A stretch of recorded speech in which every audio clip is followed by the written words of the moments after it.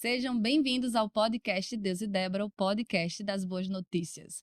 Vamos continuar, a segunda parte do vídeo do nosso podcast sobre agora desvendando, o professor vai nos falar, a origem, qual é a religião que ele não disse no primeiro episódio, mas vai dizer neste aqui.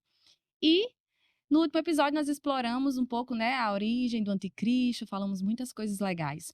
Hoje nós vamos abordar também algo igualmente fascinante, a escatologia islâmica e sua conexão com a escatologia bíblica.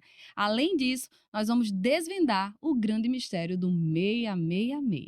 E quero falar novamente aqui o currículo do nosso convidado.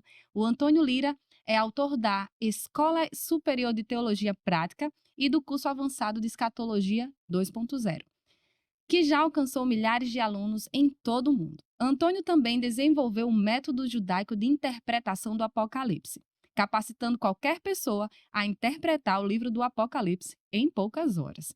Além disso, ele é autor de diversos livros, incluindo A Vida Após a Morte à Luz da Bíblia, As 3 Chaves para se Interpretar a Bíblia, 7 Razões pelas quais a Igreja não passa pela tribulação e Guia Definitivo para interpretar o livro do Apocalipse. Professor, seja bem-vindo novamente. Amém. Glória a Deus, Débora. Muito bom retornar aqui com esse tema tão interessante, A origem do anticristo. Sim. Como eu falei lá no primeiro vídeo, essa é uma lata de minhoca, É uma doutrina escorregadia, lata de minhoca significa isso, onde nós não temos ali muitos versículos para dizer é assim, é desse jeito. Porque quando você usa só a Bíblia para interpretar ela mesma, fica fácil de você afirmar isso, não é? Fica amarrado, Fica amarrada, a doutrina fica bem segura. Você pode dizer, rapaz, é desse jeito. Mas como esse personagem da Bíblia, ele é muito misterioso, o anticristo, e a gente não tem muitas passagens para fazer essa amarração, a gente vai ter que ir para a história e também para fatos, acontecimentos recentes, geopolítica e tudo mais. E quando a gente faz isso, a gente sai da Bíblia, é um terreno escorregadio. Por isso que eu digo que é uma teoria, a teoria da origem do anticristo. Mas, ao meu ver, como eu falei no primeiro vídeo, é uma teoria muito robusta. Amém. A gente já viu aqui no início a origem do anticristo, a gente viu que tem a ver com a destruição do templo em Jerusalém, nós vimos que a etnia árabe foi que destruiu o templo. Você não assistiu aquele episódio, assista, Tá aí, tá disponível aqui no canal da Débora. Amém. E também a gente pôde ver aquela relação que o anticristo tem com o lado religioso. E a Bíblia mostra esse lado religioso do anticristo no Novo Testamento. No Antigo Testamento, ressalta o lado político e militar, e o Novo Testamento, o lado religioso do anticristo é muito forte. Vai operar sinais, vai exigir adoração, ele tem interesse no lugar santo. O lugar santo é onde tem hoje uma mesquita, e aí a gente vai desenrolar hoje, você vai ver aqui muita coisa boa nessa teoria robusta da origem do anticristo. Você acredita nessa teoria, Débora? Você acredita? Vamos ver. Pronto. O que as pessoas vão, Pronto. O que nós Glória vamos a ver Deus. aqui. Eu acredito bastante nessa teoria, eu achei até agora a mais robusta, Sim, se eu acredito na teoria que você falou, sim. com certeza. Com certeza. Quanto mais eu olho, mais conexão existe nela. Pronto. Meu Eu Deus. também sou dessa crença. E uma coisa legal, por mais que a teoria não dê essa resposta 100% como interpretar apenas na Bíblia, ela nos leva a questionar, nos leva a olhar e nos atentar para aquilo que Jesus falou em Mateus 4. Para que a gente fique com os nossos olhos atentos. Amém. Isso é amém. maravilhoso, não é? Maravilhoso, É sim. maravilhoso. Pois vamos lá, você quer responder então a pergunta que ficou Qual é lá a religião do anticristo? Qual é a religião do anticristo? Qual é a religião do anticristo? Será que ela existe? Será que já está em operação no mundo? Então, como sempre, eu gosto de ir para as escrituras, Eu gosto de ir. Mas antes eu quero decifrar a expressão anticristo. A gente fez isso no primeiro vídeo. Anticristo é contra Cristo, A Sim. expressão anti é contra, E Cristo é o Senhor Jesus. Nós sabemos que é a sua missão, ele é o Messias escolhido. Então é contra Cristo, anticristo é contra Cristo. E só o apóstolo João que usa esse termo, viu? Nenhum outro escritor da Bíblia usa o termo anticristo, só João que usa. Ele usa na sua primeira carta 3 vezes, e uma vez na segunda carta, o termo... Nos evangelhos não tem, professor? Não, tem não, termo anticristo não, só quem usa é João. Só João. 3 vezes na primeira carta e uma vez na sua segunda carta, Sim. na sua segunda epístola, ok? Amém. Então vamos ver aqui a teoria da origem do anticristo. 1 de João 2:22. Vamos ver o que João está nos falando aqui. Veja que eu sempre procuro começar do texto bíblico, viu, irmãos? É o nosso ponto de partida, sempre deve ser as escrituras, o máximo que a gente puder. Embora a gente vá usar aqui agora a história e tudo mais, mas se tivesse só a Bíblia, para mim era melhor, viu? Aí a gente ia ter uma doutrina bem confiada, bem convincente, mas a gente tem que ir para a história e A sua teoria fica, de fato, embasada quando você faz isso. Você usa toda a base bíblica. É o máximo de base possível, né? Para realmente dar o suporte para a tua teoria. Para dar sustentação, né? Para dar sustentação. Amém. Então, vamos lá, 1 de João 2:22 diz: quem é o mentiroso senão aquele que nega que Jesus é o Cristo? Olha só, esse mesmo é o anticristo, esse que nega o Pai e o Filho. Veja que quem é o mentiroso senão o que nega que Jesus seja o Cristo, né? O enviado, o Filho de Deus. Olha só, negar a sua obra redentora.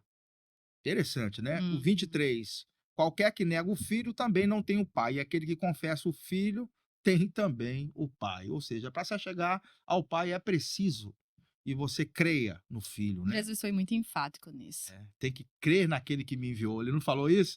Pronto. E a religião do anticristo nega a obra redentora de Cristo e nega o Filho.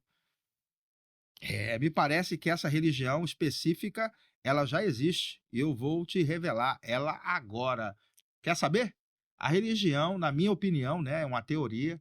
Na minha opinião, a religião do anticristo é o islamismo. Essa é a religião que nega o Filho. Por quê? Se você vê o catolicismo romano, não nega. Não nega, né? Crê na obra de Cristo, crê no Senhor Jesus. Normalmente, não pode vir de Roma, conforme muita gente diz aí, não, porque vem, não está certo. A sua interpretação está um pouco equivocada, porque aquele que nega o Filho, esse é o espírito do anticristo, né? O mesmo espírito. E o islamismo, ele nega que Jesus seja o Filho de Deus. Para eles, é uma blasfêmia muito grande dizer que Deus gerou alguém. É inadmissível para eles a ideia de que Deus tenha gerado alguém e de que Jesus seja o Filho de Deus. Eles respeitam Jesus, ok? Respeitam o seu ministério. Para eles, Jesus é o profeta Issa. Eles chamam, ele é conhecido como profeta Issa. Issa, conhecido pelos muçulmanos, foi um profeta igual aos profetas do Antigo Testamento. E que Maomé é maior que ele. Eles afirmam tudo que Jesus fez, mas não acredita que Jesus tenha morrido pelos pecados de ninguém. E que ele é o Filho. Que ele seja filho de Deus. Eles não acreditam nem admitem que Deus tenha gerado alguém. Que Deus habitou entre nós. Pronto. Eles não acreditam nisso e nem acreditam na obra redentora de Cristo, que é o pior, né? É a fonte da nossa salvação. Para eles, Cristo foi assunto aos céus, como Elias. Não morreu por ninguém. Não morreu pelos pecados de ninguém. Então, para eles, é uma grande blasfêmia dizer que Jesus seja o Filho de Deus. Então, eles negam isso e, categoricamente, isso é muito claro. Eu vou ler aqui o Alcorão para mostrar a forma como eles creem. Para você não pensar que é só uma narrativa minha, eu vou tentar amarrar ao máximo aqui com algumas literaturas islâmicas, ok? O Alcorão, Surata, número 4, versículo 171, porque o Alcorão está dividido em suratas, né? Então, aqui eu vou ver aqui, ó adeptos do livro, não exagereis em vossa religião e não digais de Deus senão a verdade. O Messias Jesus, filho de Maria, foi tão somente o mensageiro de Deus. Aí ele diz, e seu verbo, com o qual ele agraciou Maria, por intermédio do seu Espírito. Crede, pois em Deus e em seus mensageiros, e digais, Trindade, abstém-vos disso, que será melhor para vós. Sabei que Deus é uno, glorificado seja, longe está a hipótese de ter tido um filho. A ele pertence tudo quanto há nos céus e na terra, e Deus é mais do que suficiente guardião. Alcorão 471. Queria pedir até que os irmãos da edição colocassem essas partes do Alcorão que eu estou citando aqui, para que todos possam acompanhar. Alcorão 5,17 diz assim, são blasfemos aqueles que dizem, Deus é o Messias, filho de Maria. Dize-lhes, quem possuiria o mínimo de poder para impedir que Deus, assim querendo, aniquilasse o Messias, o filho de Maria, sua mãe e todos que estão na terra?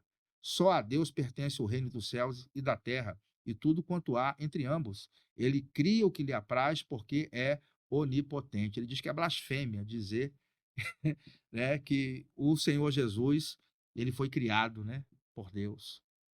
É forte É isso aqui. forte isso. Alcorão 5,73.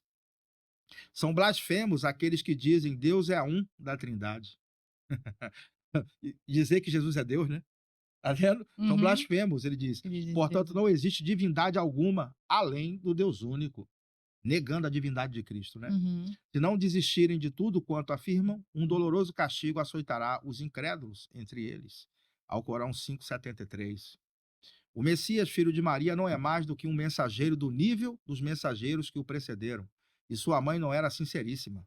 Ambos se sustentavam de alimentos terrenos, como todos. Hum. Observa como lhes elucidamos os versículos e observa como se desviam. Alcorão 5,75, corrigindo, né? Uhum. Corrigindo. Alcorão 112, do 1 ao 4, ele vai dizer: Dize ele, é Deus, o único Deus, o absoluto, jamais gerou ou foi gerado. Dizendo que Jesus não foi gerado, né? E ninguém é comparável a ele. Alcorão 112, do 1 ao 4. Então, vemos abertamente que o espírito do anticristo nega o Filho, nega a obra redentora de Cristo. É muito claro, É né, muito que o claro. islamismo nega Cristo. Então, nós vemos aqui João apontando uma das características principais do islamismo é que eles negam essa obra redentora, negam a divindade de Cristo e tudo aquilo que a religião cristã acredita.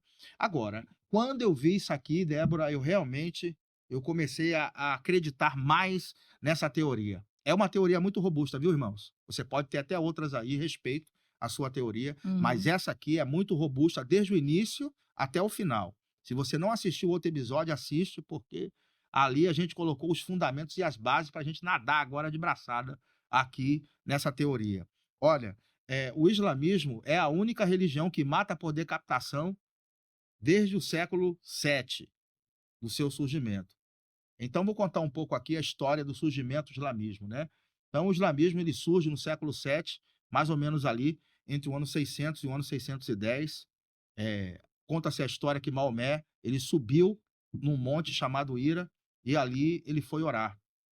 E ali o anjo Gabriel apareceu para ele e recitou para ele os versos do Alcorão, o que seria o Alcorão no futuro. E disse que ele seria o último profeta enviado por Deus à terra, né? Então, ele creu nessas palavras, ele desce para a cidade que a gente conhece como Meca e tenta implantar ali a nova religião. Ele é expulso de Meca e vai para uma cidade chamada Medina, que é a atual Latribe. E nessa cidade, ele consegue implantar a sua religião. A religião cresce, os moradores de Meca tentam ir lá para destruir essa recém-religião que estava crescendo, Sim. mas eles são derrotados por Maomé e seus seguidores. Maomé, ele era tanto político quanto religioso, né? A gente observa nele esse lado articulador muito forte, que é um lado meio político, e também esse lado religioso dele. A gente observa também que ele era um cara que dizem que ele tinha alucinações e os Uhum. sonhos que ele tinha, né, ele ia tentar desvendar e as pessoas diziam assim: rapaz, você parece aqueles profetas do Antigo Testamento, essas visões, essas revelações que você tem aí, é bem parecida com as revelações que os profetas têm. E ele acredita-se que ele foi contar esses sonhos para alguns judeus, né? Ele foi aconselhado a procurar os judeus, que os judeus é que sabiam dessas revelações, desses sonhos. Aí os judeus disseram que não, que ele estava equivocado. E ele ficou com muita raiva deles na época, né? Então foi aí que ele subiu no monte para orar e teve essa revelação. E ele tenta implantar então essa religião em Meca, não dá certo, vai para Medina e Uhum. ali ele consegue implantar. Os moradores de Meca vão lá tentar destruir, então são desbaratados. O Maomé e seu exército conseguem destruir Uhum. esses enviados de Meca. Ele se fortalece, volta para Meca e estabelece ali a nova religião. E dali em diante, veja que na Idade Média o valor das coisas era medido por terras, riqueza era medida por terras. E o islamismo sempre focou em disputar, em conquistar novos territórios e novos adeptos, na conversão pela força. A busca por conquistar terras e também novos adeptos para a religião era feita através da espada. Ou você se converte ou você morre. Uhum. Então a gente vê que desde o século VII, na sua implantação, o Islã sempre procurou buscar destruir Uhum. os povos que não se convertiam. Então, e a morte era por decapitação, desde o início. É bem interessante, né? É Mata sim. por decapitação. E quando você vai para Apocalipse, o capítulo 20, o versículo 4, aqui está falando sobre a segunda vinda de Cristo e a ressurreição dos mártires da tribulação. Olha só o que diz. Então vi uns tronos e os que se assentaram sobre eles foi dado o poder de julgar. E vi as almas daqueles que foram decapitados, ó, por causa do testemunho de Jesus e da palavra de Deus, e que não adoraram a besta e nem a sua imagem, e não receberam o sinal nem na fronte nem nas mãos, se recusaram a colocar o sinal e foram o Uhum. quê? Dados. Decapitados. É forte É demais. muito É forte. muita É conexão. muita conexão, né? Então, matar por decapitação é algo que eles fazem. Não, pastor, eles só faziam no século VII. Eles não fazem mais hoje, não. Eu vou mostrar para você, vou pedir até aos irmãos que coloquem depois esses recortes aqui de matérias atuais sobre o modus operandi, né, da religião islâmica. Ó, portal de notícias R7, radicais do Estado Islâmico teriam decapitado mais um jornalista norte-americano. Aí, notícias do Estadão. Estado Islâmico diz ter decapitado britânico em novo vídeo. Aí, outra fonte, né? Aqui, vídeo da decapitação do jornalista americano Steven Sotloff é autêntico, diz Casa Branca. Aqui, nessa fonte aqui, é esse site. E o amigo vai colocar aí depois para Uhum. você ver, né? A outra fonte aqui também diz o seguinte, a manchete: extremistas islâmicos estão decapitando crianças em Meu Moçambique, Deus. diz ONG. Veja que nem as crianças escapam, né, dessa questão de decapitar É uma prática deles. as outras pessoas. É desde o século VI, então isso não acabou. Tantas maneiras para matar alguém. Você pode matar por injeção letal, você pode matar com um tiro na cabeça, você pode matar afogado, você pode matar até com choque elétrico, mas O, Jo- matar por o decapitação. João Batista também, né, professor? Sim, foi decapitado por Herodes, porque a Salomé, né, fez a dança e ele falou assim: pede o que quiser, até metade do meu reino. E ali ele foi decapitado. Agora, nesse caso aqui, a decapitação é um modus operandi desde o século VII Sim, e se refere aos infiéis e eles são decapitados por isso. sim, entendi. É interessante. Agora, alguém pode dizer: não, pastor, o senhor tá equivocado. O islamismo é uma religião de paz, não ensina isso não. Eu vou ler aqui para vocês Alcorão 8:12. Olha aqui, ó. E de quando o teu Senhor revelou aos anjos: estou convosco, firmeza, pois aos fiéis logo infundirei o terror nos corações dos incrédulos, decapitai-os e decepai-lhe os dedos. Interessante, né? Tá escrito lá para No decapitar Alcorão. os infiéis. Alcorão 8:12. Meu Deus. É pela força A a conversão é forma, a pela força. conversão é A pela conversão pela força. força. É E a gente bem claro. a gente viu no primeiro vídeo a intolerância religiosa que ele terá. Abrimos todas as passagens do Novo Testamento mostrando esse lado da conversão pela força. Aqui, eu vou ler aqui um artigo de Martinho Lutero, que já viu o islamismo como a religião do anticristo.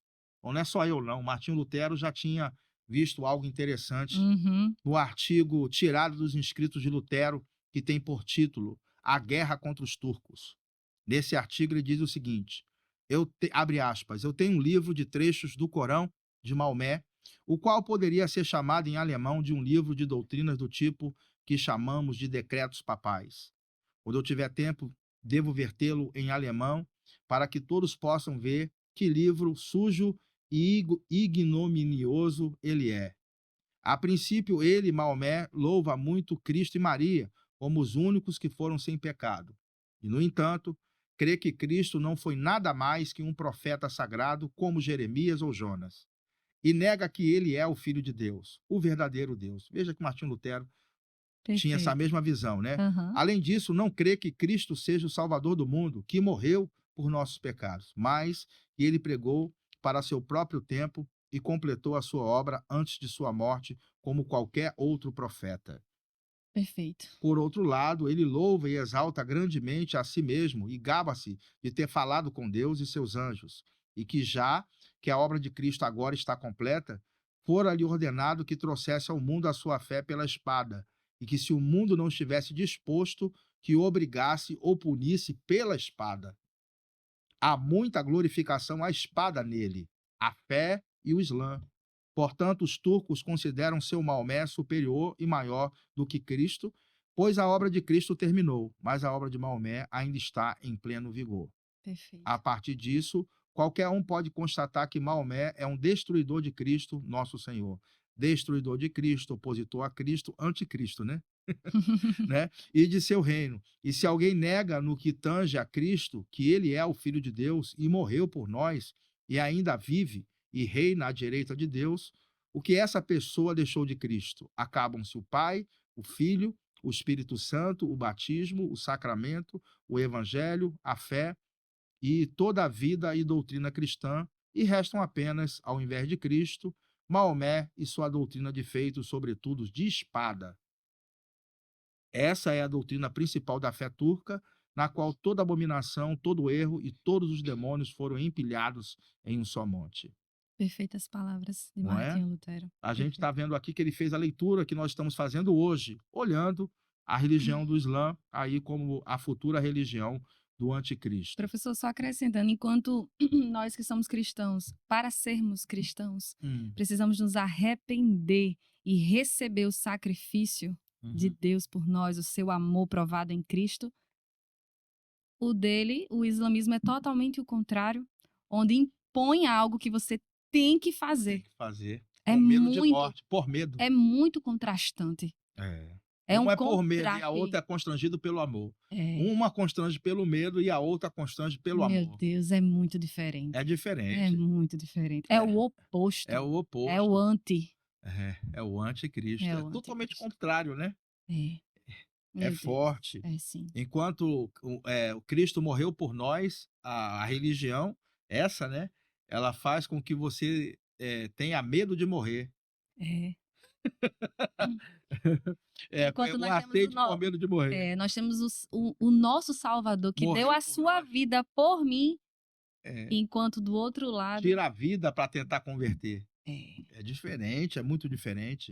é muito diferente. Agora, o que me deixou assim muito inclinado para essa teoria, Débora, é justamente que o anticristo tem uma escatologia. Nossa, isso daí. Isso aqui é demais. Eles têm uma escatologia e a escatologia deles é reversa da nossa. Ou seja, eles estão esperando o Messias, né? O chamado Al-Mahdi, né? O enviado. Estão Eles aguardando. esperam o Messias e nós já sabemos que o anticristo virá. Virá. E o Messias que eles estão esperando, as características, o modus operandi dele, não é? Dentro das literaturas islâmicas, tem todas as características do nosso anticristo. E isso realmente me deixou assim muito boquiaberto. Não é que eu creia na escatologia islâmica. Eu só estou dizendo o seguinte: os nossos profetas falaram das características do anticristo, como ele vai se mover, e quando a gente olha a literatura islâmica, o Messias que eles estão esperando vão se mover exatamente como os nossos profetas falaram aqui. E parece que há um cruzamento, não é, de características onde a nossa escatologia, a escatologia deles é reversa da nossa. É uma anti-escatologia. É uma anti-escatologia, mostrando o comportamento, né, do Messias dele, parecido, mas muito parecido com o comportamento do anticristo que a Bíblia nos mostra. Esse argumento de negar a Cristo, para mim, já fecha. Já fecha. Mas saber que existe a escatologia reversa. É Vamos forte, lá. né? É, sim. Então vamos lá, aqui dar uma olhada nessa escatologia. Primeiro eu quero falar sobre as fontes islâmicas, né? Tem muita gente, Débora, que pensa que as fontes islâmicas, de crença islâmica, é só o Alcorão. Mas não é só o Alcorão. E o Alcorão foi escrito somente por Maomé. Um único escritor. As citações foram todas dele. Ele disse que o anjo Gabriel citou para ele Ele se baseia na própria fonte dele, né? É. Quanto à Bíblia Sagrada, nós temos 40 autores. 40 Todos autores conectados em 1.500 anos. de tradição. É. Eles não se contradizem. Milhares de conexões. Em Apocalipse temos quantas conexões? 245 alusões ou citações ao Antigo Testamento, né? Tem como, meu Deus. E aqui a gente está vendo que é o livro de um homem, o Alcorão, não é o único, né? Sim, sim. Onde é o livro, é uma das literaturas, o Alcorão, e a outra são as sunas, né? As sunas foi tudo aquilo, a tradição, é tudo aquilo que o Maomé condenou, aquilo que ele aprovou, a vida de Maomé, né? A maneira como ele vivia, ajuda a interpretar o Alcorão, né? Então, muitos não conseguem interpretar o Alcorão se não for através das sunas. São quantas sunas, você sabe? Não sei te falar aqui ao certo, mas existem livros a mais. Sim, existe. Escritos por quem? A suna veio da tradição islâmica, da maneira que contaram como Maomé vivia, entendi. como ele vivia, a forma como ele se movia. E isso serve para interpretar o Alcorão, a vida de Maomé, né? Na verdade, o comportamento dele. E tem as hadiths. As hadiths já são interpretações que se dão ao Alcorão e às sunas. Então, são as tradições, são especialistas no islamismo e a forma como eles interpretam a suna e também o Alcorão. É como se fosse a tradição dos anciãos. Você sabe que a lei são 613 mandamentos, né? Então, o resumo da lei é 10, o resumo do resumo é 2, amar a Deus e ao próximo. Agora, no Alcorão, tem as hadiths, que são adições e interpretações que se dão ao Alcorão e às sunas. É como se fosse a tradição dos anciãos. 613 mandamentos que tinha, e os anciãos colocaram mais 300, chamado tradição dos anciãos. Entendi. Na época de Cristo, né? Tinha a tradição dos anciãos. Era o a mais que eles colocavam, lavagem de copos, comportamento durante o sábado. Isso tudo foi colocado como adição aos 613 que já tinha. Então é a forma como eles interpretavam os 613. Entendi. Da mesma forma, as hadiths são interpretações que se dão ao Alcorão e às sunas. De como eles têm que viver, né? A legislação deles. São tradições islâmicas e mostra também a crença deles no futuro. E eles têm essa escatologia que é uma escatologia que é completamente reversa da nossa. É isso que a gente vai ver a partir de agora. Se preparem. Pronto, pessoal. Eles também estão esperando o Al-Mahdi, né? O Al-Mahdi, ele é o Messias islâmico. Eles estão aguardando. O mundo islâmico aguarda um homem chamado o Al-Mahdi. Ele, que é traduzido, significa o guiado. O guiado. E toda a comunidade muçulmana será obrigada a obedecê-lo. Não é uma coisa assim que deva ser... O muçulmano, por mais quieto que seja, ele vai ser obrigado a obedecer ao Al-Mahdi quando ele se manifestar. Então, eles aguardam o Messias. Assim como os judeus estão aguardando o Messias chegar, né? O muçulmano também está aguardando o seu Messias. E o nome dele é o Al-Mahdi. Agora, é bastante interessante. Eu vou ler aqui para você a tradição islâmica. Diz o seguinte: se você o vê, vá e dê-lhe a sua fidelidade, mesmo se você tiver que rastejar sobre o gelo, porque ele é o vice-regente, o califa, né, de Alá, o Mahdi. Aí é uma tradição islâmica, uma hadith que diz isso. Sim, entendi. A hadith 11 diz: ele pavimentará o caminho e estabelecerá o governo da família ou comunidade de Maomé. Todo crente será obrigado a apoiá-lo. De Maomé mesmo. Aí a hadith 12 diz: o Mahdi estabelecerá o direito e a justiça no mundo e eliminará o mal e a corrupção e lutará contra os inimigos dos muçulmanos, que seriam vitoriosos. Observe a guerra contra os santos que a gente citou em Apocalipse 13. Aqui já está escrito nas literaturas islâmicas essa guerra que eles vão fazer. Quando a gente vai para o 13, ele diz: ele reaparecerá no dia marcado e então ele lutará contra as forças do mal, liderando uma revolução mundial e estabelecerá uma nova ordem mundial baseada na justiça, retidão e virtude. Por último, o justo tomará a administração do mundo em suas mãos e o Islã será vitorioso sobre todas as religiões. Meu Deus. É muito claro isso aqui. O homem vai viver pelo seu sistema de crença, né? E nós sabemos que esse sistema de crença já se demonstrou um sistema de crença onde as pessoas elas fazem o que querem, né? O que eles mandam, na verdade. Não faz o que querem, faz o que eles mandam. A gente viu o World Trade Center em 2011, as duas torres desabarem, os aviões colidirem contra as torres e milhares de pessoas morrerem. Em nome da fé, né? Veja que em nome da fé, nós conseguimos bater o olho e ver, e as pessoas elas vão viver pelo seu sistema de crença, por aquilo que acreditam. As nossas ações, as nossas atitudes são regidas pelo nosso sistema de crença. Nós só estamos aqui fazendo esse podcast porque Sim. nós cremos em Jesus, Amém. como nosso Salvador, como nosso Senhor, e estamos aqui por vontade própria. Sim. Por quê? A nossa fé nos faz fazer isso. As Sim. nossas ações são moldadas pelas nossas crenças. A gente se move por aquilo que a gente acredita. E o que a gente vê nas literaturas islâmicas é exatamente esse apontamento, onde vai convergir para ações que culminam naquilo que a própria Bíblia fala sobre as ações do anticristo. A gente vê esse domínio, essa vontade de dominar o mundo e estabelecer uma única religião na Terra. Bom, eu sei que a gente está só começando. Esse podcast aqui é um podcast muito volumoso. É por isso que a gente está aqui colocando as referências, pedir os irmãos para colocarem sempre aí essas referências que a gente está colocando aqui, para que todos possam bater o olho e ver. Ainda nas tradições islâmicas, diz o seguinte: Al-Mahdi receberá a promessa de fidelidade como califa para os muçulmanos. Ele irá liderar muçulmanos em muitas batalhas da jihad. A expressão jihad aqui é guerra santa. Certo. É a conversão pela força. Sim, sim. Isso opera já no mundo desde a época em que a religião surgiu. A conversão pela espada e a conversão pela força. Eu li o trecho de Martinho Lutero e ele citou ali os movimentos da conversão pela espada, pela força, né? Ele citou naquele escrito dele. Martinho Lutero viveu ali por volta do ano 1500, né? Ele parece que ele viveu entre o ano 1500 ali até o ano 1530, 1540, e ali ele já via essa coisa como algo ruim, a conversão pela espada, pela força. E a jihad é isso, né? No mundo inteiro a gente vai ver radicais islâmicos forçando as pessoas a converterem, ou se elas se convertem por bem, ou se convertem por mal, né? A gente vê isso. Seu reino será um califado. O que é um califado? É um único governo que eles tendem a implantar. Já houve um califado. Eu vou aqui falar para você que já houve. Em 1453, o sultão Maomé II invadiu a cidade de Constantinopla e ele tomou a cidade.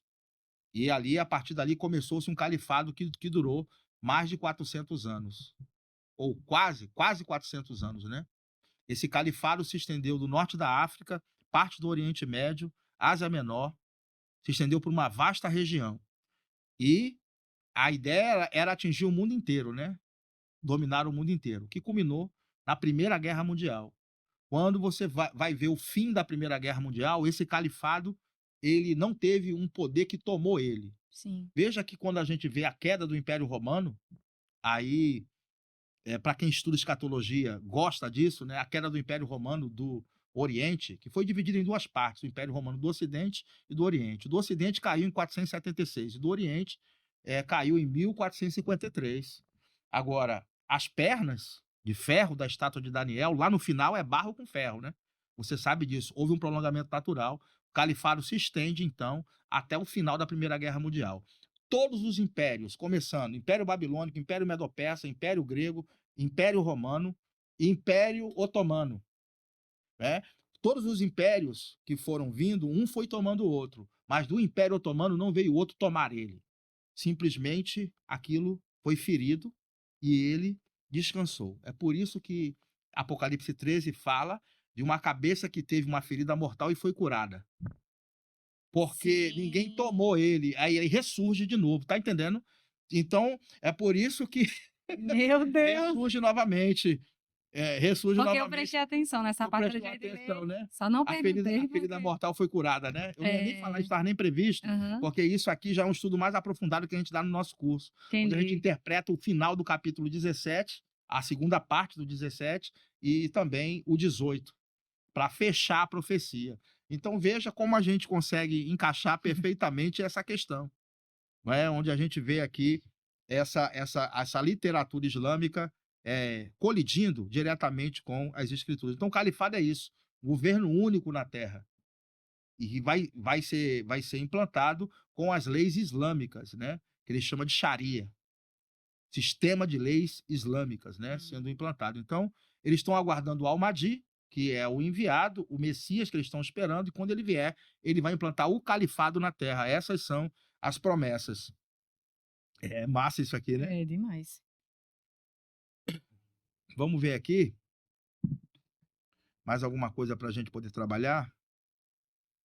Pronto, eu quero agora fazer um cruzamento das profecias bíblicas, né, com o islamismo, né? E a gente vai ver aqui agora, Débora, a conquista de Jerusalém.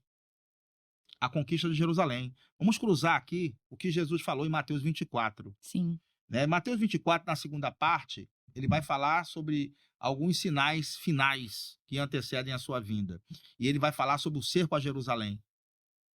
Ele vai mostrar para nós que vai haver um cerco a Jerusalém e que os judeus, quando virem o anticristo no lugar santo, que é o abominável da desolação, eles deveriam fugir. Veja que ele não manda tentar fazer acordo, ele manda fugir. E ele começa a citar algumas coisas interessantes. Ele fala para eles fugirem, ele fala para eles, ai das grávidas e das que amamentam, Sim. mostrando que não vai haver misericórdia das grávidas e nem das que amamentam. Esses dias a gente viu, nessa invasão a Israel, uma criança que foi cozinhada no forno. Meu Deus. Enquanto a mãe era estuprada, a criança estava sendo... Gravaram isso. Enquanto a criança estava sendo cozinhada no forno. Então, não existe um tipo de misericórdia para quem crê diferente. Então, é exatamente isso que esse cerco a Jerusalém vai mostrar. Ele fala, Mateus 24:15, quando, pois, vides estar no lugar santo, a abominação desoladora, predita pelo profeta Daniel, quem lê entenda, então, se estiverem na Judéia, fujam para os montes, quem tiver no eirado, não desça para tirar as coisas de sua casa, e quem tiver no campo, não volte atrás para apanhar sua capa, mostrando que deve-se fugir com pressa. Isso é na tribulação? Durante a tribulação, a segunda parte, o cerco a Jerusalém. Ele fala sobre o lugar santo, não adianta tentar encaixar a igreja aqui porque não dá certo. Aqui é algo local, o lugar santo é em Jerusalém. A gente está se falando sobre o Monte do Templo, o interesse do anticristo nesse lugar. É algo local aqui, né? Não tem como você colocar a igreja aqui. Ele fala sobre o sábado, orar para que não seja no sábado, porque quem guarda o sábado são os judeus. A gente já tratou desses assuntos aqui em outros podcasts, né? Você pode até se fartar aí, viu? E tenha podcast aí para você assistir. Então, tem ou não tem? Tem um monte de podcast a gente falando e falando sobre isso aqui, né? Então, veja que é uma busca por destruir os judeus. É isso que eu queria falar aqui. Sim, sim. Exterminar os judeus da face da terra. Agora, quando a gente vai continuar, o texto diz, mas ai das grávidas, a das que amamentam naqueles dias, no 19, no 20, orai para que a vossa fuga não se dê nem no sábado e nem no inverno. Inverno porque tem partes em Israel que neva, então se não fugir com o casaco vai morrer de frio. Entendi. E aqui sábado quem guarda são os judeus, né? É um texto que é específico, não adianta tentar encaixar a igreja aqui que não dá certo. Meu Deus, agora os olhos estão se abrindo para Mateus 24. É algo local, né? Uhum. Aí ele diz, porque haverá então uma tribulação tão grande como nunca houve desde o princípio do mundo até agora, nem jamais haverá. Nós entendemos que daqui em diante é grande tribulação, principalmente para o próprio povo judeu, que além das catástrofes naturais que estão atingindo a terra, agora uma perseguição local com o objetivo de destruí-los. Agora eu quero mostrar as literaturas islâmicas aquilo que diz sobre essa invasão, porque existem literaturas islâmicas mostrando o interesse do Al-Mahdi no lugar santo. Meu Deus. Aí, assim, só a gente tem que acreditar em algo assim tão robusto como a gente está mostrando aqui, a menos que você me apresente uma outra colocação mais robusta do que tudo que a gente está mostrando aqui. Eu acho que nunca teve assim um podcast tão completo sobre esse assunto, como, assim, abrindo as passagens, mostrando. Que às vezes vai batendo papo, né? E assim, detalhes a gente não fala, mas esse detalhe aqui é importante. A Hadith 21 vai dizer: Rasulullah, que é chamado de Maomé, conhecido como Maomé, disse: exércitos carregando bandeiras negras virão de Curaçã. Nenhum poder será capaz de pará-los, e eles finalmente chegarão a Eela, Baitul Magdaás, em Jerusalém, que é a mesquita Domo da Rocha. É o lugar onde está a mesquita, né? Chamado de lugar santo, onde eles levantarão suas bandeiras. Bandeiras negras, no mundo islâmico, é sinal de guerra, guerra santa. Sim, entendi. Guerra santa. Então, eu li o texto de Mateus 24, Jesus mandando os judeus fugirem quando o anticristo chegar no lugar santo, e agora a gente vê nas literaturas islâmicas essa colocação de que eles devem subir até lá. Está profetizado nas literaturas dele. Eu creio nas minhas profecias, ok?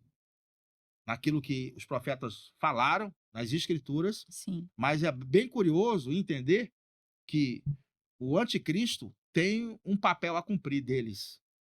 No caso, o Messias dele, o Al-Mahdi, tem um papel a cumprir, que é subir nesse mesmo lugar para matar os judeus. Ele vai continuar. Meu Deus. Ele vai continuar isso aqui, né?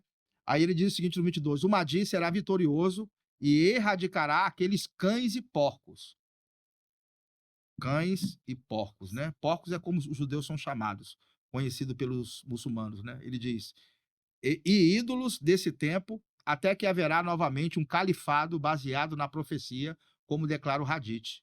Jerusalém será o local do bem guiado califado e o centro do governo islâmico.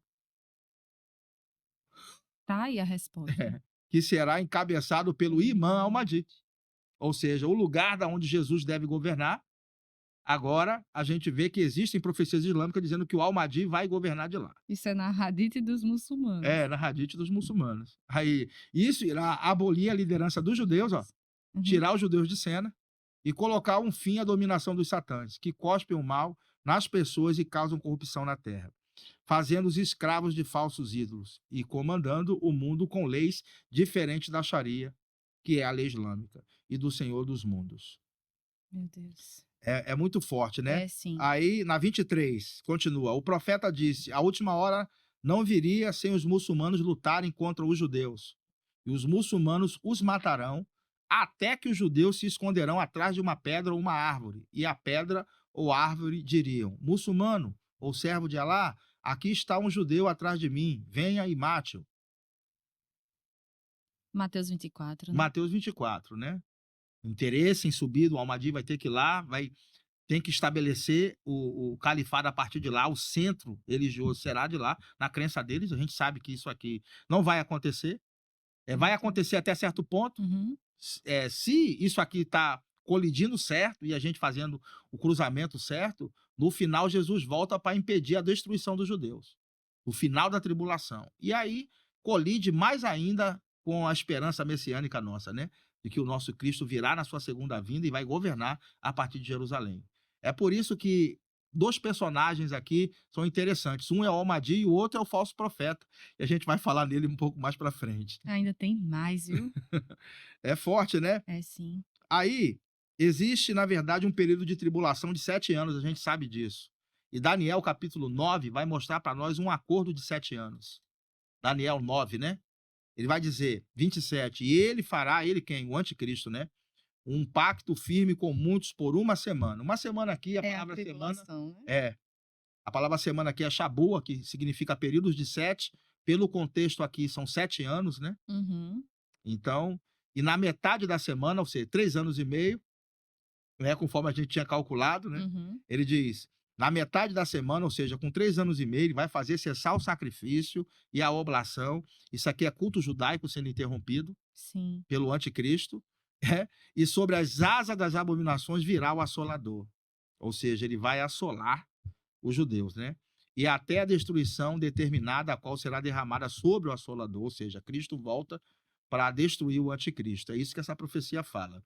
Agora ele fala sobre um acordo de 7 anos. E os muçulmanos, eles têm, nas suas hadiths, não é, profetizado que vai haver um acordo de 7 anos. Sério? E esse acordo será feito com um membro da família de Arão, um levita, mostrando que eu sempre criei que os judeus iriam fazer um acordo com o anticristo, iria fazer esse acordo, porque aquela mesquita tem que sair de lá, para que o templo seja reconstruído. É por isso que eu acredito nele como sendo a pessoa que vai conseguir. Porque até agora ninguém vai conseguir fazer acordo nenhum. Né? Aquilo ali é um caldeirão fervendo. Não é? Parece que não se acha a solução para isso. O anticristo será a pessoa com segundas intenções. Vamos fazer um acordo com eles, depois a gente extermina. É mais ou menos isso. Aham, Tanto é que na metade da tribulação para frente que a perseguição começa. entendi. Por isso que Jesus falou: quando vê ele no lugar santo, então você deve correr. É quando ele estiver ali, na metade da tribulação para frente, é que a perseguição aos judeus se dará. Aí, o texto da Hadith Islâmica 28 vai dizer o seguinte: Rasullah, que é Maomé, disse: haverá 4 acordos de paz entre você e os romanos, no caso os cristãos. O 4º acordo será mediado por uma pessoa que será da progênite de Hadrat Aron, ou seja, da descendência de Arão, né? Sim. E no caso aqui a gente sabe que são levitas. Então, diz o seguinte: e será mantido esse acordo por 7 anos. Então, o mesmo acordo que Daniel fala, no capítulo 9, está registrado também na, nas literaturas islâmicas, no caso na Hadith, né? A gente vê isso. Dá para escrever um livro, viu, professor? Eu tenho 2 artigos no site com Já muito mais sobre isso. detalhes, né? Se Fazendo você todas essas conexões. tem muito mais passagens lá. Você pode procurar pastorantonolira.com.br. O título é O Anticristo é Muçulmano, né? Tem 2 artigos, é Muçulmano 1 e 2, né? Que eu não quis deixar junto, Uhum. que era muito conteúdo para se ler, mas você pode ir lá, pastorantonolira.com.br, o Anticristo é Muçulmano. São 2 artigos, viu? Aí eu trago tudo isso aqui na íntegra, né? Muito conteúdo pelo número de conexões que existe, É, né? que existe. É muito conteúdo. Aí na Hadith 29 diz: o profeta disse, ele irá dividir a propriedade, irá governar as pessoas pela suna de seu profeta e estabelecerá o Islã na terra. Ele irá permanecer por 7 anos e então morrer.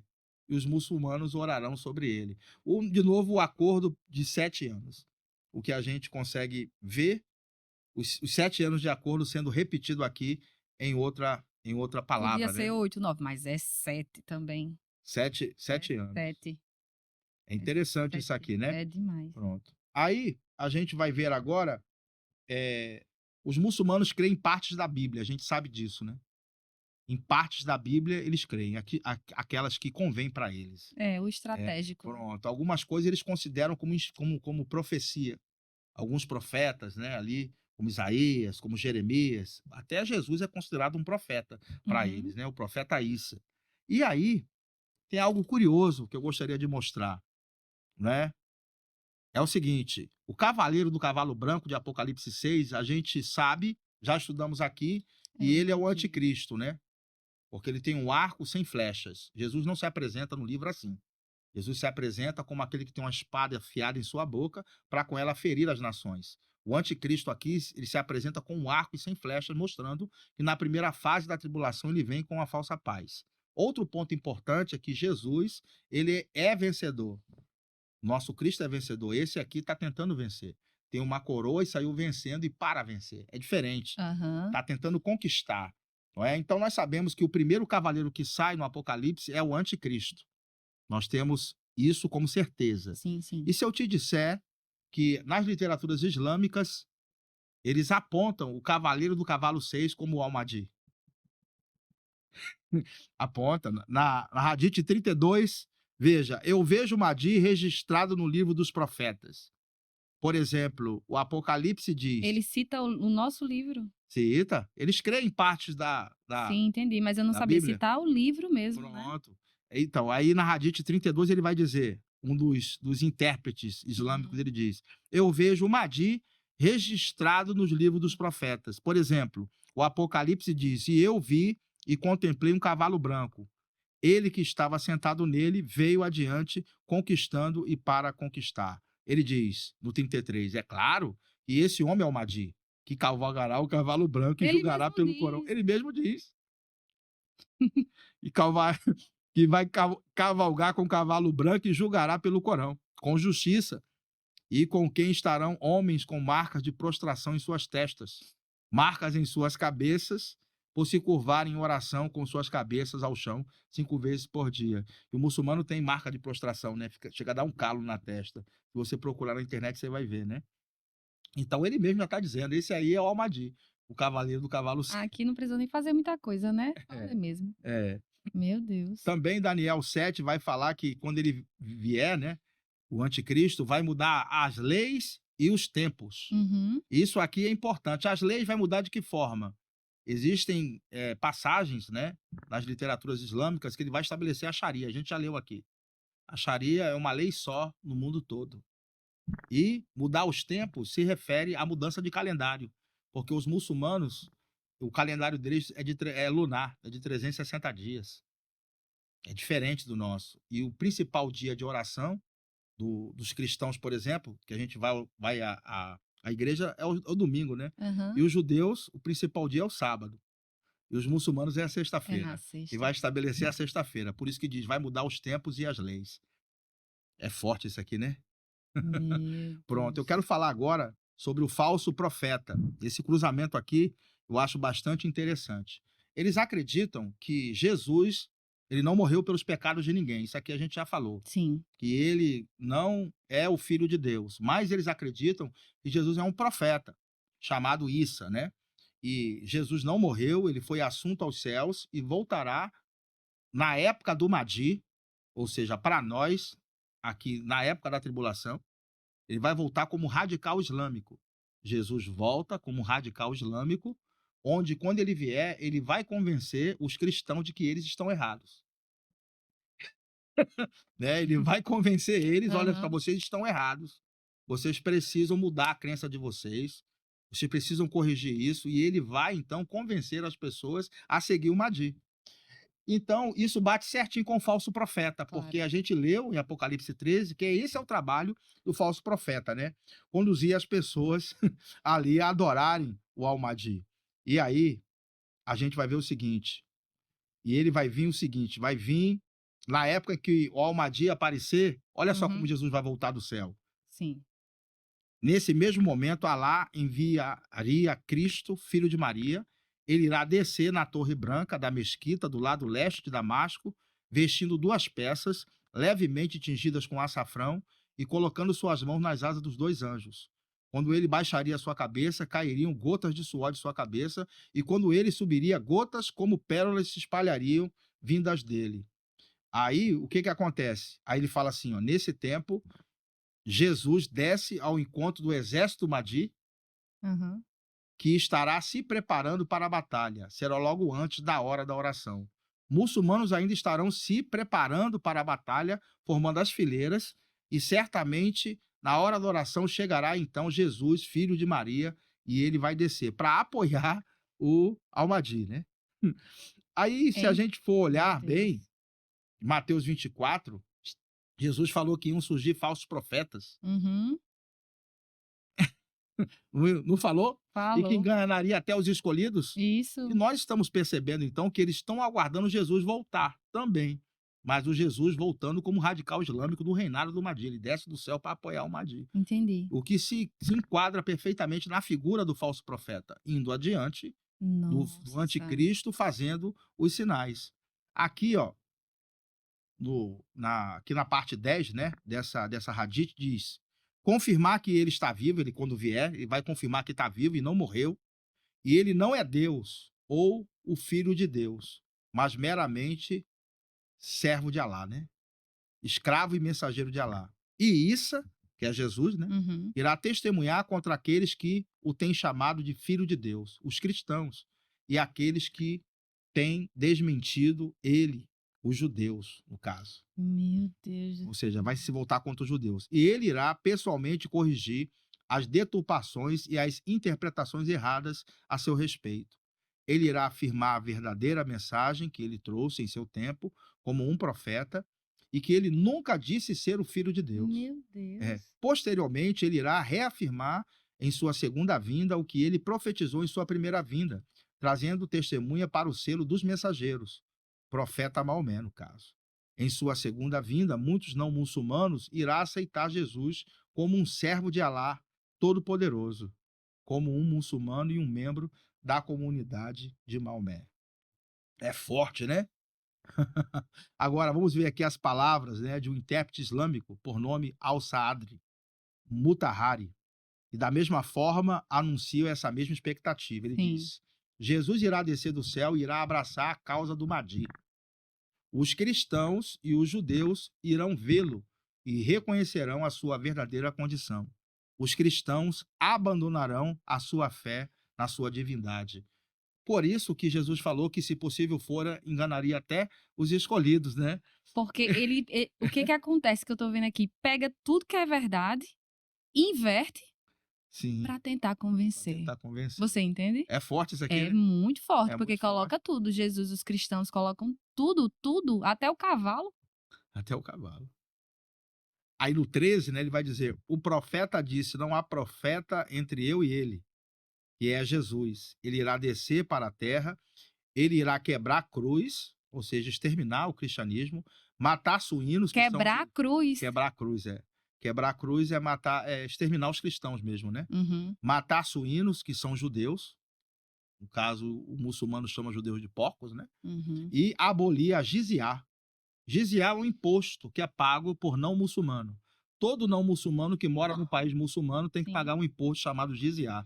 Ele vai abolir esse imposto porque a ideia é que todos sirvam a Alá, né? Então não é necessário Todos pagar façam imposto parte da comunidade da Maomé. comunidade deles. Alá fará perecer todas as religiões, exceto o Islã. Se você não acredita nisso aqui, eu sinceramente, Meu Deus. fica difícil a gente acreditar em outra Meu coisa. Deus. Então, e aí, para fechar essa questão, eles têm também a ideia de que o inimigo vai se levantar nesse período. Um inimigo. Claro, né? Para ficar bem, né? A história bem Vai se convincente. levantar o inimigo. E esse inimigo é chamado de Djal, né? Djal, é. Djal. E quando esse Djal aparecer, ele vai vir montado numa mula para lutar contra eles. Numa mula. Vai vir montado numa mula, num cavalo, né? Uhum. Vai vir montado num cavalo para lutar contra eles. E que eles vão então se voltar contra esse tal de Djal. Agora imagina aí que não é a cena da segunda vinda de Cristo? Quando Cristo vem montado no cavalo e vai destruir eles? Apocalipse 19 vai falar de um conflito, de uma guerra. É interessante isso aqui, né? Esse lado, né? Deus. Olha só, Apocalipse 19, 11. E viu o céu aberto, e eis um cavalo branco, é Jesus voltando, né? E o que estava montado nele chama-se Fiel e Verdadeiro, e julga e peleja com justiça. Os seus olhos eram como chama de fogo, e sobre a sua cabeça havia muitos diademas, e tinha um nome escrito que ninguém sabia, senão ele mesmo.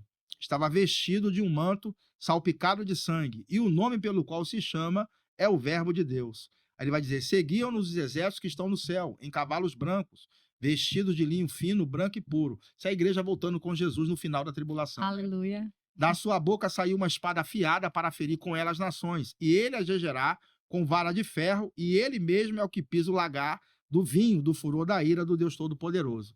Então nós estamos vendo aqui o texto de Apocalipse 19 mostrando a segunda vinda de Cristo. A igreja voltando com Jesus no final da tribulação. Na crença islâmica, no final dos tempos, o Al-Mahdi e o Jesus, que eles acreditam que vão vir como radical islâmico para apoiar o Al-Mahdi, nesse tempo vai vir o inimigo deles, que é o Djal, né? E Djal vem montado num cavalo, no caso numa mula, né? E a gente está vendo aqui que Jesus volta no final da tribulação e eles vão pensar então que ele é o Djal. O Jesus mesmo, verdadeiro, né? Voltando enganar até o fim. Mostrando. Aí o texto 19 diz: e vi a besta e os reis da terra e seus exércitos reunidos para fazerem guerra àquele que estava montado no cavalo e seu exército, conforme está profetizado nas narrativas deles, né? E a besta foi presa, e com ela o falso profeta, que fizeram diante dela os sinais, com quem enganou os que receberam o sinal da besta e os que adoraram a sua imagem. Estes dois foram lançados vivos no lago de fogo, que arde com enxofre. É, no mínimo, assim, muito curioso, nós vemos os personagens se entrelaçando nessa escatologia islâmica. Eu tô perplexa. É muito interessante. A gente vê, né, esse cruzamento. Não, eu sabia que existia, não tantos. E ainda tem mais, né, que eu acho que isso aqui é só... No seu artigo deve ter muito mais. Pronto. E aí? Meu Deus do céu. Quantos minutos a gente tem? Quantos minutos a gente tem? Vai fazer uma hora. Vai fazer uma hora. Quer falar sobre o 66 no outro podcast? Eu quero falar... É muita coisa, é? Não. Tá perto de acabar. Vamos ouvir, né? Tá perto de acabar, já tomou. Responda. O povo já tá na expectativa para saber o que é o 666. Eu tô aqui sem saber o que dizer, de tão perplexa que eu tô, com tantas conexões que, de fato, vão enganar muitos. É forte, né? Então vamos lá, a marca da besta, professor. A marca da besta, o Deixa eu 666, né? respirar. Esquecer tudo que eu ouvi e focar aqui no 66. A marca da besta, o 666. 666, né? Então, é muito intrigante. É um chip? É o www? Será que é? Será? Será que é? Bom, antes de entrar aí, de abrir essa lata de minhoca, eu quero mostrar algo curioso. Antes de falar sobre o 666, para a gente poder completar o nosso raciocínio aqui, eu quero mostrar o seguinte, que o Islã tem um plano de dominação mundial. E já está em curso esse plano, né? Uhum. E eles vão dominar o mundo de algumas formas. E assim, se não tiver uma intervenção divina, daqui a 30 anos o mundo vai ser muçulmano. Por causa desse tipo de plano que eles estão colocando em ação. O primeiro plano é colocar a jihad, a guerra santa no mundo, a conversão pela força. É a primeira forma de se converter alguém ao islamismo. E a segunda forma de tornar o mundo um lugar islâmico, né, completamente islâmico, é a imigração. E o alto índice de natalidade. Olha só. Uma vez eu estava assistindo o jornal e eu vi o pessoal fugindo da guerra na Síria. O Gaddafi estava destruindo a Síria e eu vi muita gente entrando na Europa. Assim, eu tenho uma percepção espiritual muito interessante, viu? Quando eu bati o olho, eu vi aquela galera invadindo a Europa, vindo de lancha, de barco.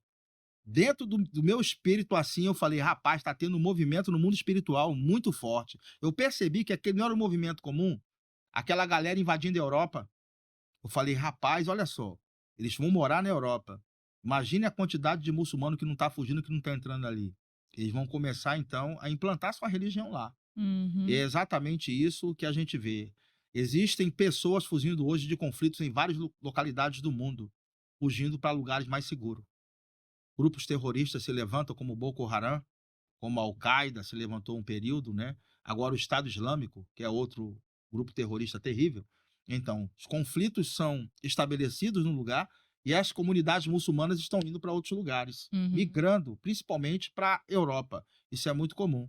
Então, a gente vê um aumento da população muçulmana na Europa por conta disso. Uma outra coisa interessante a ressaltar é a questão da taxa de natalidade.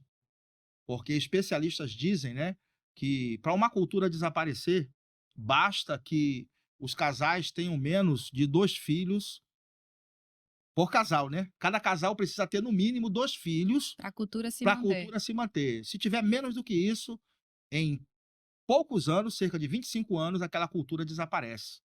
E nós sabemos que a taxa de natalidade europeia é bem baixa. Por exemplo, a Espanha, a taxa é 1,1. Na Itália, a taxa é 1,2. Na Alemanha, 1,3. O amigo vai colocar aí a imagem até para vocês verem, né? Na Grécia, 1,3. Na Inglaterra, 1,6. Bem abaixo, né? Tem que ser no mínimo 2. É 2,1, mas vamos arredondar para 2, né?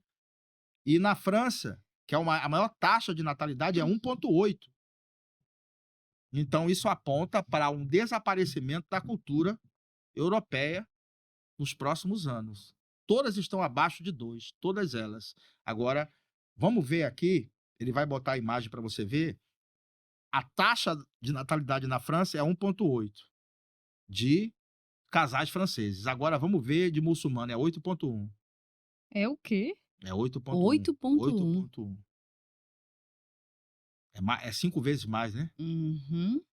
Olha só a taxa de natalidade. Lá um homem pode ter até 4 esposas, Sim, né? aí é que bota filho no mundo mesmo, né? Se for um sheik, então, se tiver dinheiro para criar, né? Aí é que o cara bota. E a ideia deles é isso mesmo, é dominar. É dominar e, assim, sem guerra, sem arma. Tem essa dominação e tem a outra, que é a conversão pela de todas força. as formas. Então, olha só, na França já existem mais mesquitas do que igreja. Na França. 30% dos que têm menos de 20 anos já são islâmicos. A juventude, 30% já são muçulmanos na França. Em Paris existem bairros inteiros muçulmanos, já. E eles acabam carregando, né, professor, a religião. Porque mesmo, porque às vezes você vai para outro país, você adere, mas eles acabam carregando. Carregando. Em 2027, 1 em cada 5 franceses será muçulmano. Em apenas algumas décadas, a França será uma república muçulmana. Olha só. O governo alemão recentemente declarou: a queda da população alemã não pode ser mais detida. Esse será um Estado muçulmano em 2050. Olha só. Isso é verdade. Eu tenho um amigo que ele é alemão e ele falou isso. É em Sim, todo lugar em que ele todo olha. lugar. Tem muçulmano. Tá forte, viu? Omar Gaddafi, né? Disse o seguinte, ele declarou: há sinais de que Alá garantirá a vitória do Islã na Europa, sem espada, sem armas e sem conquistas. Não precisamos de terroristas ou bombas, homicidas ou os mais de 50 milhões de muçulmanos na Europa a transformarão em um continente islâmico em poucas décadas. Ou seja, existe, na verdade, um plano de dominação mundial onde o Islã já está se levantando como a maior religião do mundo. E se isso não for interrompido, isso vai progredir, vai à frente, né?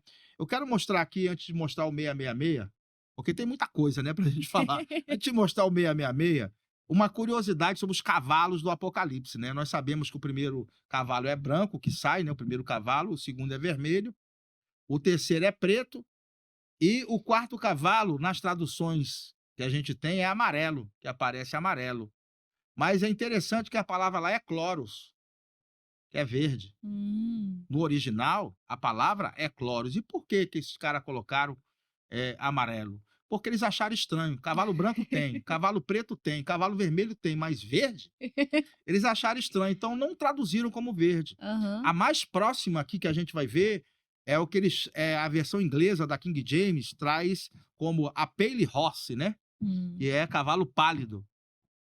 Cavalo pálido é a mais próxima. Mas a expressão lá, e tem tradução também no português, traduzido da King James, que traduz como cavalo pálido. Cavalo pálido. Mas a palavra lá grega é cloros, que significa verde ou esverdeado. Sim, entendi. Aí, Débora, quando a gente tem, eu sempre dou essa dica para os intérpretes, né? Quando a gente tem uma palavra que se choca com a outra e a gente não sabe exatamente, né, o significado daquela palavra, a gente vai procurar outras ocorrências na Bíblia para que você tire a sua conclusão. Sim, sim. Então vamos procurar as outras ocorrências de verde. Vamos ver aqui? Vamos. Onde a palavra é cloros, lá no original. Vamos ver Marcos 6,39, diz: então Jesus ordenou que fizessem todo o povo assentar-se em grupos na grama verde. A palavra aí é cloros. Ele traduziu como verde. Por que o cavalo lá ele não botou como verde? Botou amarelo. Botou amarelo. Vamos lá. Aí, Apocalipse 8,7. O primeiro anjo tocou a sua trombeta e granizo e fogo misturado com sangue foram lançados sobre a terra. Foi queimado um terço da terra e um terço das árvores. E toda a planta verde. Ele traduziu aí também como verde. A palavra é cloros também. Agora aqui, Apocalipse 9,4. Eles receberam as suas ordens, não feriram a erva, não firam nada verde, nenhuma árvore sequer. O verde também, ele colocou verde. Tem uma pequena variação no grego aí, mas o original ali, a palavra radical, é cloros também.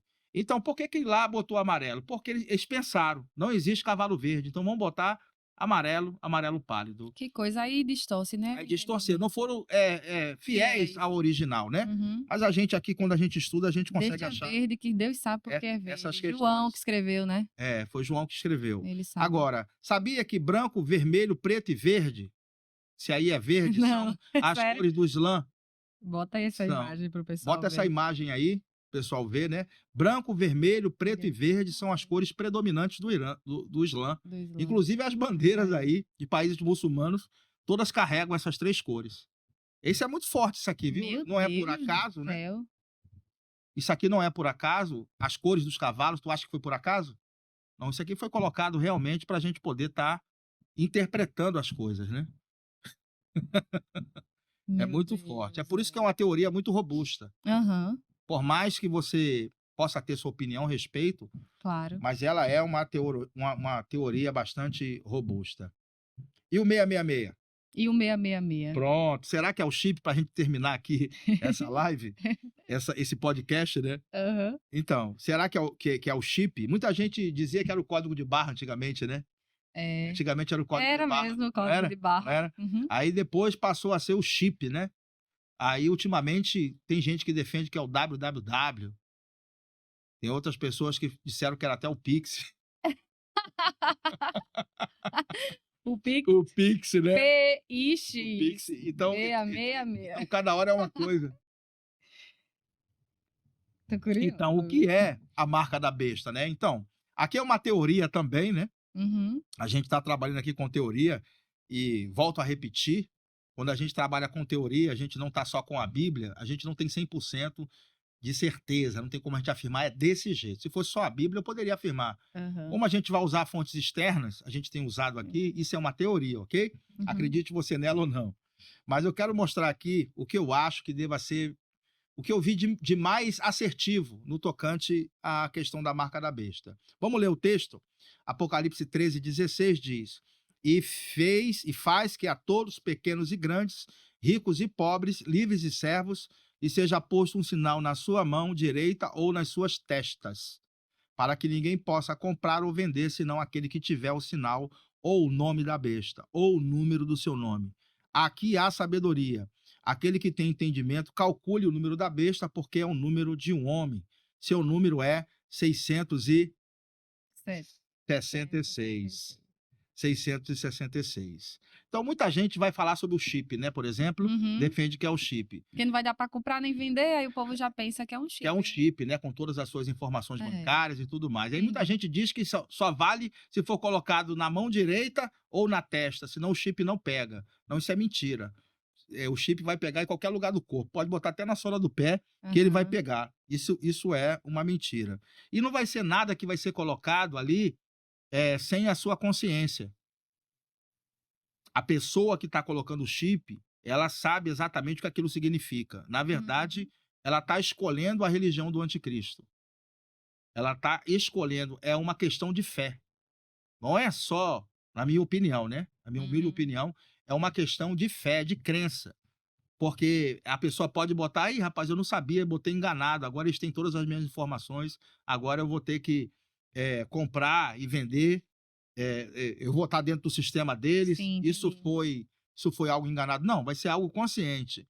Na minha opinião, é uma escolha de religião, uma profissão de fé. Por que eu sei disso? Porque os decapitados por causa da justiça se recusaram a adorar a besta e a sua imagem, se recusaram também a colocar a marca. Então ninguém pôde colocar na hora que nega. Por isso que eles foram mortos, porque eles não quiseram botar. Então é uma questão simplesmente de religião, de crença. Na minha opinião, é uma profissão pública de fé que eles fazem ao colocar a marca. Tanto é que os que colocarem a marca, uma vez que colocaram, eles perderam a chance de serem salvos, né? Porque é algo relacionado realmente à crença, não será algo por engano. Agora, quando a gente vai olhar para o texto bíblico, não é? Ele foi escrito em grego, e no grego não existem números. A pessoa entender, né? Naquela época, quando se escreveram, os números eram letras. É como o algarismo romano. O amigo aí vai colocar na tela o algarismo romano, onde o V simboliza 5, o X simboliza 10, o L 50 e assim por diante. Então, letras, elas representam números. É como era no grego antigamente. Também as letras representavam números. O amigo pode ver aí do lado direito, esse é um texto original grego que está circulado de branco em volta, essa parte vermelha. Aí está o 666 no texto original. E antigamente os textos eram copiados à mão. Vale a pena a gente dizer isso. Não era impresso. Eu quero 50 cópias disso aqui. Não era assim. As pessoas copiavam à mão. E na hora que está copiando, é possível cometer alguns erros. Os erros são pequenos, porque você tem outros manuscritos, tem mais de 5.000 manuscritos. Você tem outros para comparar. E você, então, vê qual que era realmente aquela palavra, aquele termo. E os evangélicos, os evangelhos, quando eram copiados, existia um raciocínio. O Apocalipse, ele é um livro de revelação, né? Então, muita gente pode colocar sua doutrina. O que é isso aqui? Mesmo na hora da cópia, né? Pronto, e colocar o que acha. Ele pode colocar o que acha, ele pode mudar alguma coisa. Essas alterações são mínimas. Não vai influenciar na nossa fé de uma forma geral. Sim. Mas o curioso sobre esse número aqui, né, o 666, é que existe crítica textual. A crítica textual, ela visa recompor os textos antigos e vai buscar, então, as discrepâncias que existem nos 5.000 manuscritos. Então, tem manuscrito com 666, tem manuscrito com 616, 636, 646, Então, um simples número com muita variação. O número do meio alterado. É com muita variação. Sim, entendi. A gente vê essas variações. Então, como não são números em si, veja que nesse slide que eu coloquei aí, no texto original, no grego, em amarelo ali, que são letras. Você pode prestar atenção, são letras. Não está escrito 666, nem em número e nem por extenso. Você pode observar, não está escrito por extenso. São letras, simplesmente. Agora, e se agora a gente vai olhar aqui, nessa outra imagem que ele vai colocar aí agora, o 666 escrito em grego, a gente vai ver esse X, o Ki, que significa 600, o Xi, que significa 60. Aí 60, e o estigma, que significa 6. Somando as três letras, dá 666. Não é isso? Isso. Pronto. E se isso aqui é uma suposição, eu estou supondo, e se isso aqui não foi um número? João viu um símbolo, e ele, na hora que viu o símbolo, ele desenhou o símbolo. E esse símbolo se parece muito com o número. Então, o copista, na hora que foi copiar, ele olhou o símbolo que João desenhou, e ele, então, não tinha João para ali tá tirando a dúvida dele, e ele foi e falou, isso aqui é um número, vou botar 666. E ele foi lá e ele botou 666. E se João viu um símbolo na testa e na mão direita daquela pessoa, e se foi um símbolo que ele viu e não foi um número? Até porque é um sinal, né? Sinal lembra um símbolo bem parecido com os números, se fosse um símbolo. Será que isso poderia ser possível? Isso aqui é uma suposição, uma hipótese, como eu falei, é uma teoria, né? A que eu acho melhor sobre essa questão do 666, inclusive. Bom, e se fosse um símbolo que João viu? Então, irmãos, esse homem aí, ele vai colocar na imagem, o Ali de Chobet, ele era um radical islâmico, e esse cara, ele se converteu ao cristianismo. E ele estava lendo o Códex Vaticano, um livro antigo, um manuscrito antigo. E quando ele bateu o olho, tá aí o que ele viu no Códex, ele bateu o olho e ele viu essas letras aí, gregas, né? Iguais a uma expressão em árabe, que significa Bismillah. Ele bateu o olho e ele falou, o que essa inscrição árabe está fazendo num texto grego? Ele tomou um choque quando ele viu isso aí. Ele falou, não, peraí, cara, isso aqui é o que eu defendi, eu já vi isso muitas vezes.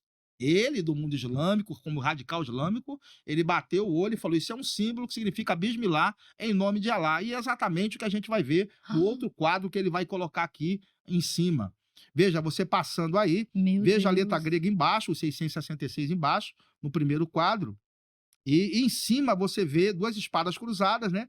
E você vê aí o É mesmo, né? Não é? sim. Né? O Xi, né? Principalmente o do meio, você vê igualzinho o 666.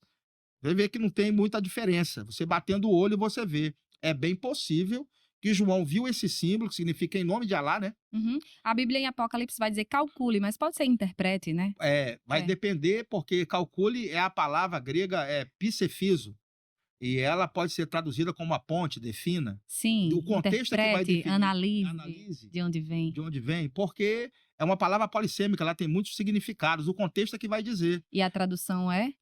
Ali, para isso aqui, é Bismillah, em nome de Alá. Em nome de Alá. Em nome de Alá. Então, veja aí esses símbolos. Aí o cara pode falar, não, mas aí está deitado. Mas na imagem aqui que o amigo vai botar agora, você vê ela inclinada, você vê também ela em pé, conforme lá no texto que a gente viu no grego, né? Você vê ela em pé, parece uma cobrinha. Você vê em pé a espada deitada, você vê em várias posições. Porque João, na verdade, talvez tenha visto isso aqui. Na testa, na mão daqueles seguidores da besta, e ele foi e desenhou como viu. Mas como é bem parecido com 666, é muito parecido, viu? Você pode dizer que não é não. Como é muito parecido, os copistas depois entenderam, rapaz, isso aqui é um número, é 666. E aí as palavras em volta eles foram traduzindo, né? Como se fosse. O outro quadro aí que eu coloquei, você vai ver também o Códex Vaticano e do lado a expressão Bismillah. Veja só a semelhança. É muito semelhante. É muito parecido, né? Muito. Embaixo também, do mesmo jeito. Agora, a gente vai ver os radicais islâmicos usando na testa, em bandanas, né? Em bandanas. Meu Deus do céu. Aí a pessoa fala assim, não, pastor, mas é o chip. Não é o chip porque o chip é embaixo da pele, gente. A palavra grega para marca é a palavra charagma. É uma marca visível. O chip é embaixo da pele, né? É. Não é ficar visível, né?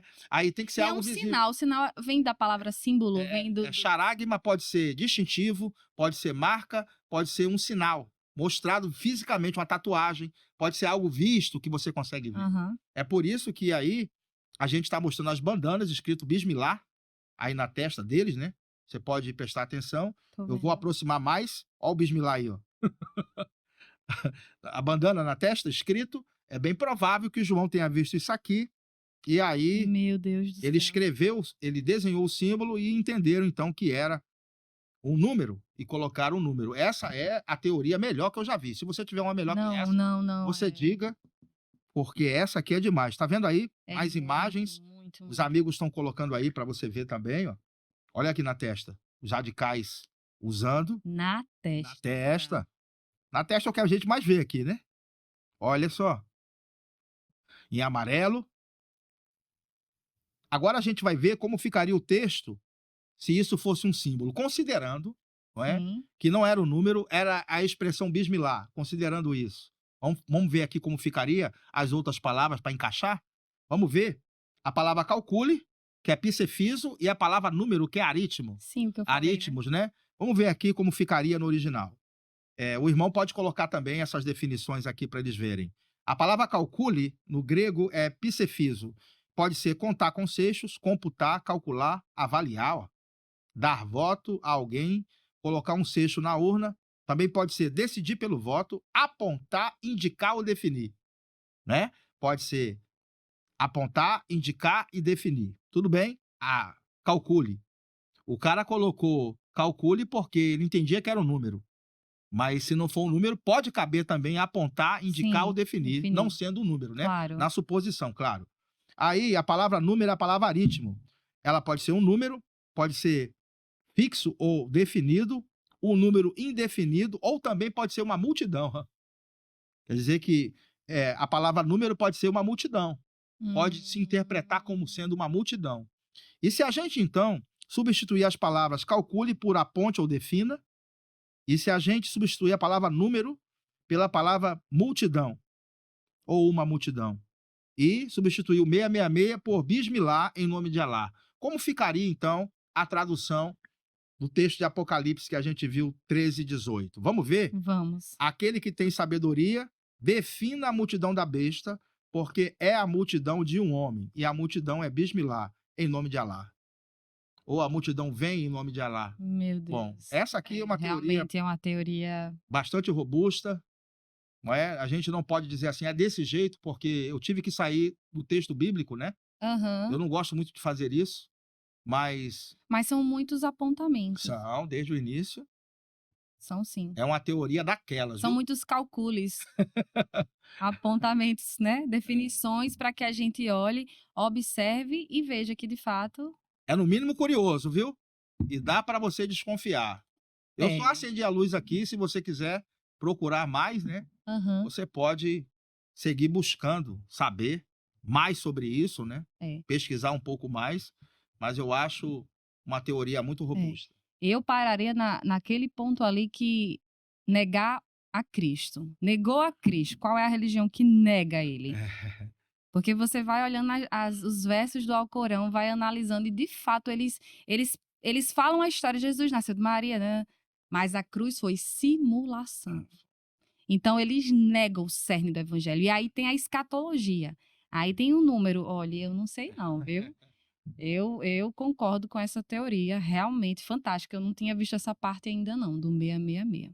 Pronto. Professor, muito obrigada. Por nada. Estou sem palavras. Estamos aqui para servir, né? É verdade. Estamos aqui para servir. E para a gente investigar, olhar as escrituras, né? A gente, às vezes, fixa muito em pontos únicos da Bíblia. E a gente precisa realmente ter esse mergulho nas escrituras para a gente entender porque Deus nos deixou grandes informações, um grande conhecimento para que a gente não seja enganado.